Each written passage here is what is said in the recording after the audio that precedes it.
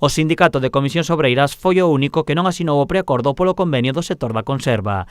Dende a central sindical sinalan que este acordo non avanza en dereitos pros traballadores nin remata coa fenda salarial.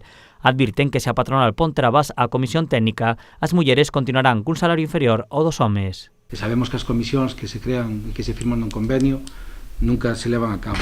Tedes que solo coller o convenio anterior e xa veredes como hai unha comisión de igualdade, unha comisión de contratación, e non se formaron nunca ni se crearon. A parte, hai que ser un pouco, non vou decir inteligente,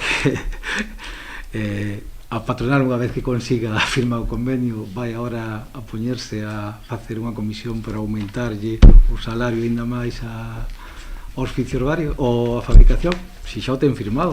Tamén critican a carta quenda, denunciando que os traballadores novos quedarán cunhas condicións precarias e que os empresarios acabarán forzando o resto de empregados a traballar as fins de semana e os festivos. Contratos de fin de semana con salarios de salario base e complementos de 35 euros por un sábado, 65 euros por un domingo, que a xente está a vender como que só afecta as novas contratacións, pero que pasa? Non teñen dereito a condicións dignas de traballo as novas contratacións?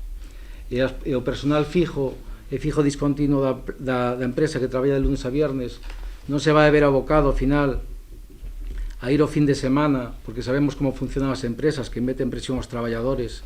Por estas dúas cuestións consideran que o acordo é unha traizón aos traballadores e traballadoras e sinalan directamente a CIGA e UGT. Por que fan sair á rúa milleiros de traballadores e traballadoras do sector por un salario digno, pola equiparación salarial entre homes e mulleres e por un non rotundo o cuarto turno obrigatorio?